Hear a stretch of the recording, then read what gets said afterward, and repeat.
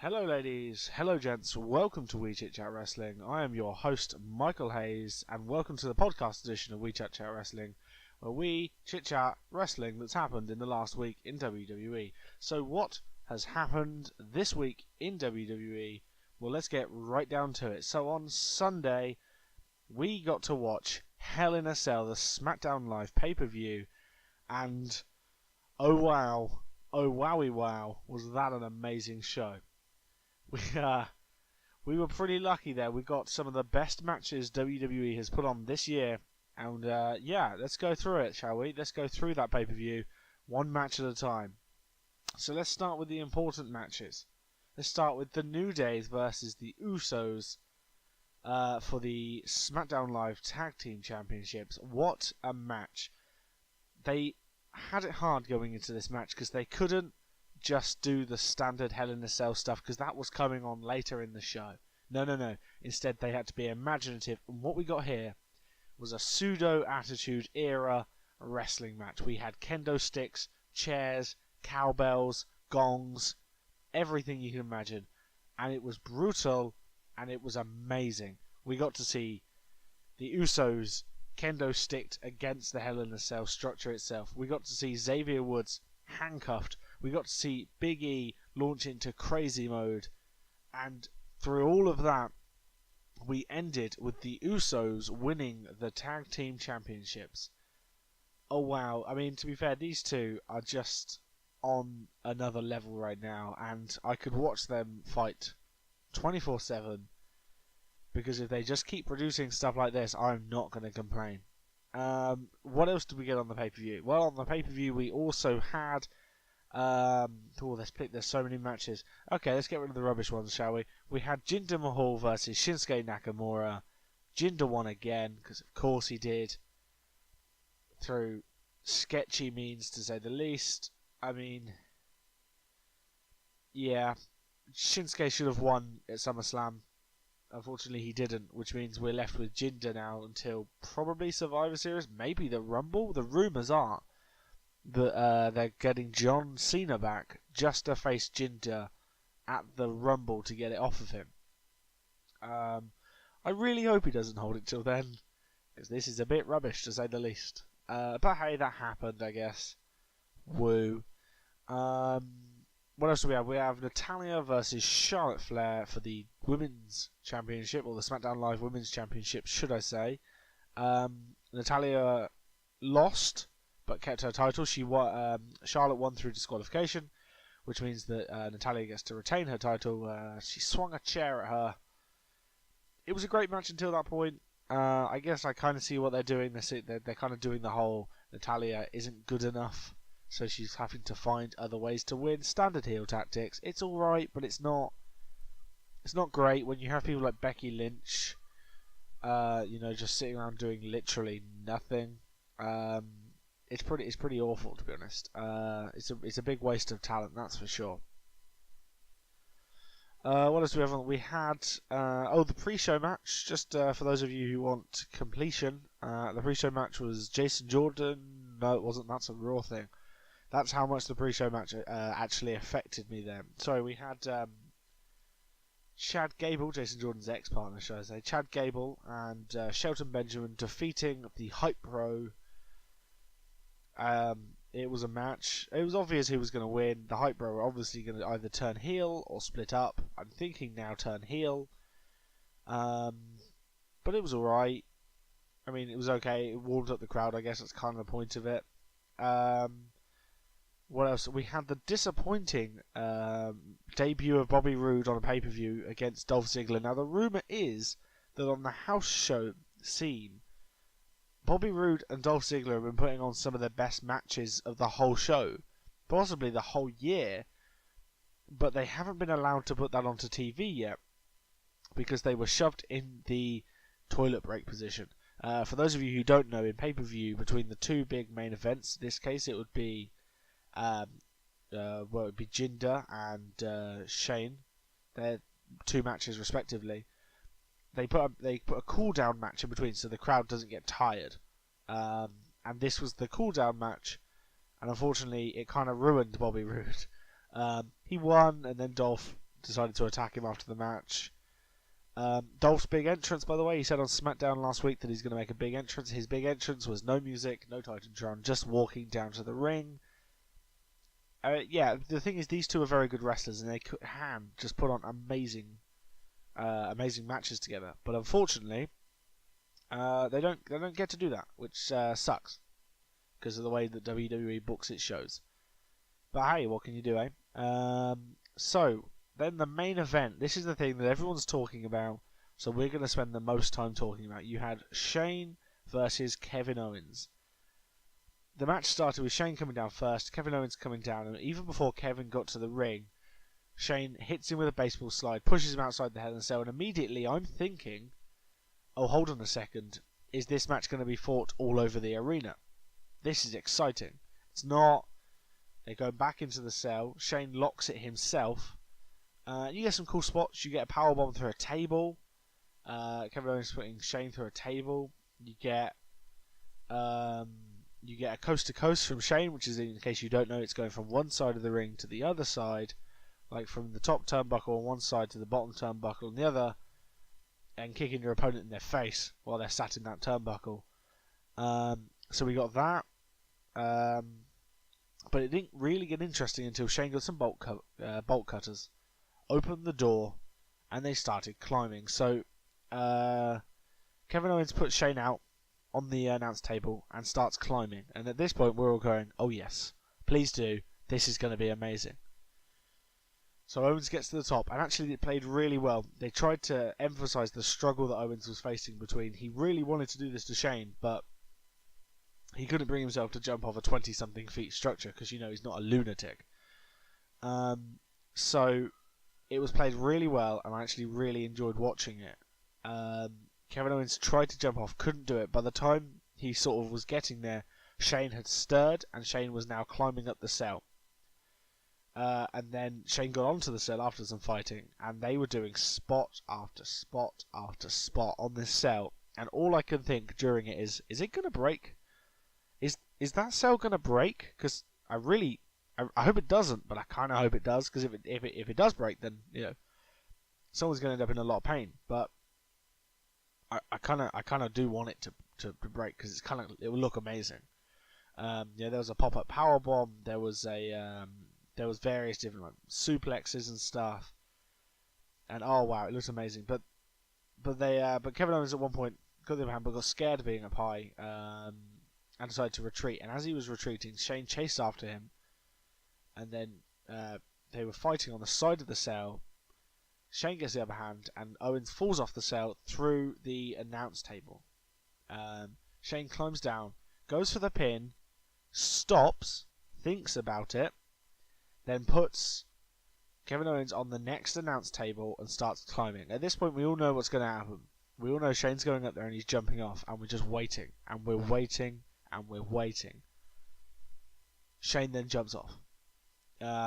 But Kevin Owens is pulled off of the announce table by Sami Zayn. Yes, we got a Sami Zayn heel turn at Hell in a Cell, and it is the IWC has just gone crazy. Honestly, it's amazing. So Shane goes to the table. Sami drags Kevin onto Shane. 1, 2, 3. Kevin wins, and Sami's now heel. So at this point, I am buzzing for Tuesday night for SmackDown Live to see what's happened. But first, we have Raw. That happened first. So let's talk about Monday Night Raw. Yeah, it was a thing. And the whole thing was the Shield. Yes, the Shield are now officially back together. Oh wow, oh wow. It was in Indianapolis where the Shield first appeared on WWE programming, and also where they split up, and now they're back together there. The show starts with The Miz in the ring handing out Mizzies to various different people for doing awesome things and putting out various different people. Generally heely things, appreciating himself and his entourage. And we hear Roman's music. And Roman says, the rumours of the Shield, who said they're rumours? Then we hear Dean's music, and then we hear Seth's music.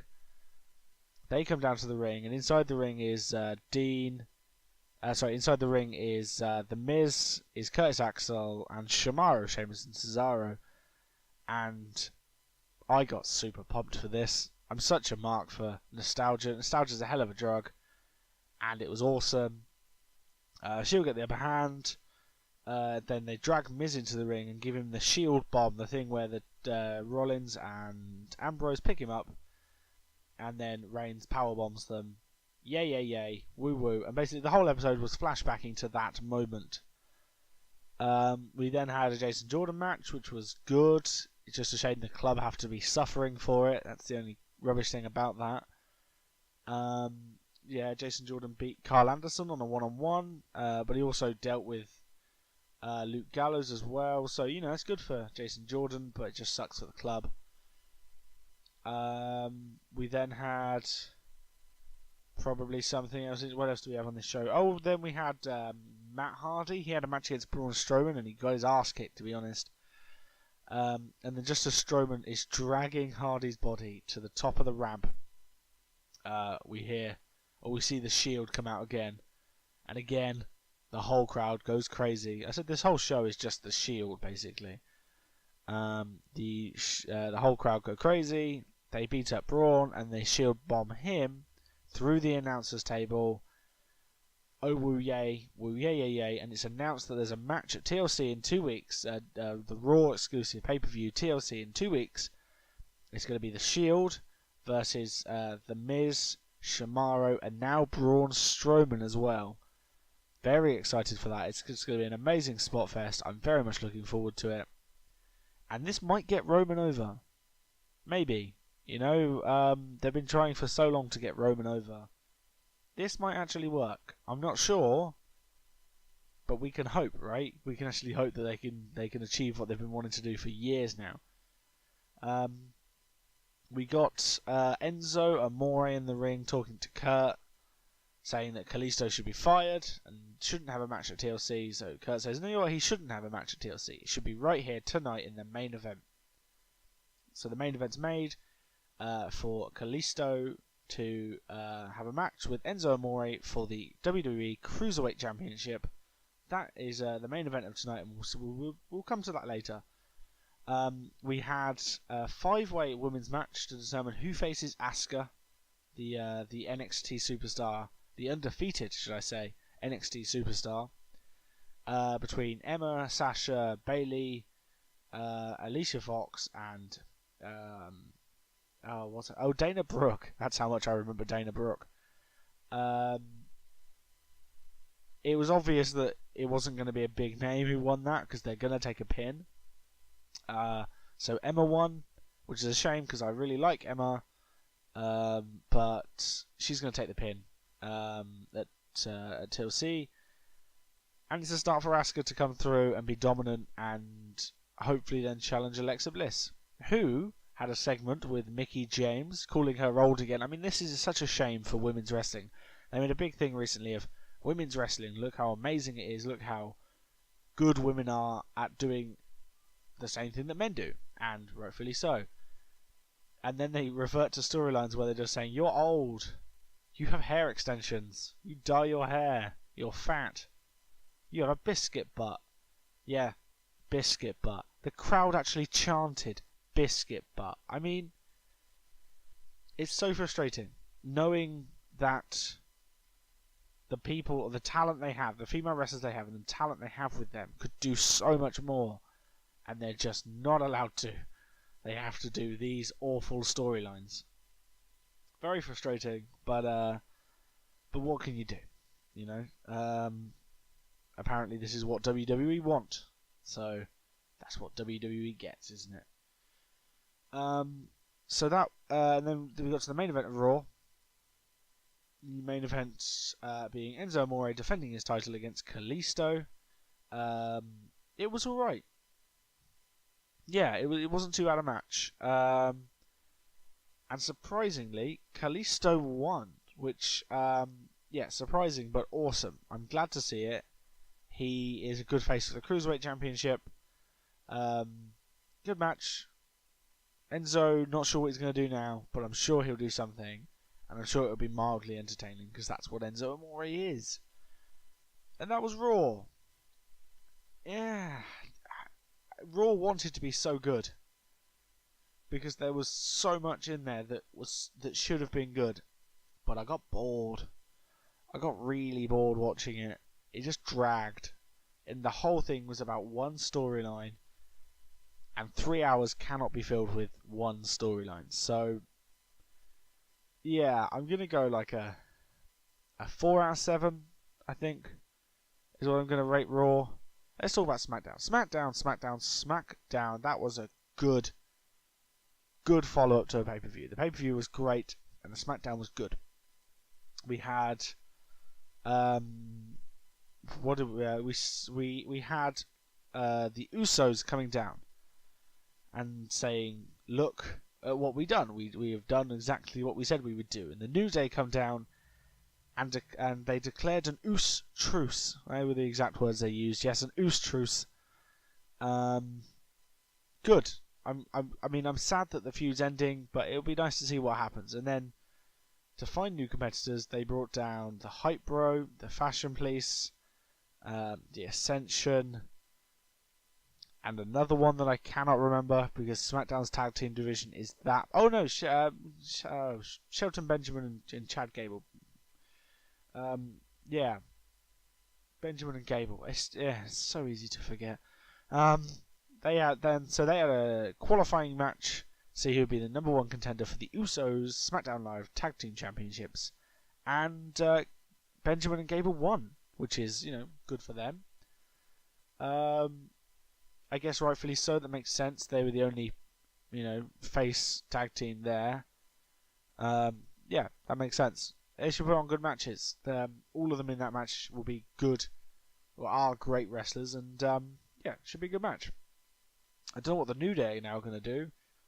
Hopefully the Fashion Police will go back to the Fashion Files, which is awesome. I look forward to Pulp Fiction Fashion Files. That's going to be amazing. So, not sure what they're going to do, but I look forward to seeing it, that's for sure. So, then we had the women talking. We had Natalya explaining her actions and Charlotte going erg. Big fighting. They probably had a match. Wasn't paying attention, to be honest, because it was late. I watch these things live in Britain and it's like 1 o'clock in the morning, and I do have a job and other things to do, but it's not important. The storyline's being wasted. All we need to get at the moment is the fact that they're wasting the women's talent everywhere. Hopefully Charlotte can get that title soon, and we can have a 4 horsewoman thing like we've all been wanting for years now. But the important thing about the whole show was Kevin Owens and Sami Zayn explaining what they've done and why they did what they've done. So we had Kevin Owens come down and say that he nearly died.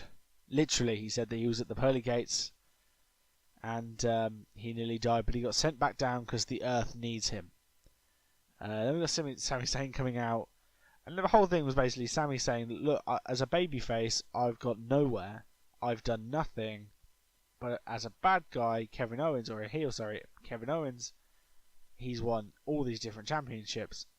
And Sami said, "Well, maybe I need to start, just looking after myself and listening to what Kevin Owens said." And that's how it ended. It ended with them two just saying, "Oh, look how awesome this guy is, and look how awesome this guy is." I think Shane is actually legitimately injured, or something probably would have happened there. But I think Shane is actually legitimately quite injured from his ridiculous bump off the Hell in a Cell. So I said I enjoyed SmackDown. It's probably because it's only 2 hours long, so they have to cram a lot of stuff into it, and it works really well for me. Like on Raw, for example, I just completely forgot that Bray Wyatt unveiled Sister Abigail, and there was a Elias bit with Titus Worldwide and a banjo. Because Raw is just so draggy. It just takes forever and a day to get anywhere. So I really enjoy SmackDown at the moment because it's nice, it's quick, it's sharp, it's to the point. You get some proper wrestling on it. What more do you want, So yeah, so I'm going to give SmackDown a 5 out of 7, so it's one more than Raw. And I say that I preferred SmackDown this week. Next week's Raw should be good because it's a build up to TLC. Hopefully next week's SmackDown should be good. I'm looking forward to it, but the important thing about this week in wrestling is that Hell in a Cell was amazing. And if you don't have the network, sign up now, you get a free trial, and watch Hell in a Cell because it's possibly the best pay-per-view of the year and possibly one of the best Hell in a Cell pay-per-views of all time. Definitely worth a watch. Not just for the big spot at the end, but for all of it, the whole thing. There was some great wrestling in there, really good storytelling. Exactly what you want from wrestling and WWE. And you don't get a lot of it anymore. So, yeah, takeaways from this. Hell in a Cell, great. Raw, good. SmackDown, slightly better, but still good. So, yeah, that's what's happened this week in WWE. That's a nice little recap. I'm glad that we did that. I'm happy that we recapped together. Recap for the channel. This will be going up again on the channel like it does every week. Also going up on iTunes. I'll be putting links on my Twitter. That's at WCCWPodcast on Twitter, all one word. There's a new top 10 list coming out that actually my girlfriend did some research for. Gonna plug her there. She's giving me some interesting looks right now, and that should be fun. Hopefully you guys will really enjoy that top 10 list. It seems to be going down really well, those lists, so I'm going to do even more of them and hopefully make them even better. And we can build this channel together. Like, yeah, teamwork. Woo, there's no I in team. There's an I in stupid, but there's no I in team. So, thanks guys for listening. Awesome week in wrestling. Hopefully your week will be amazing. And I will see you next week. Bye, for now.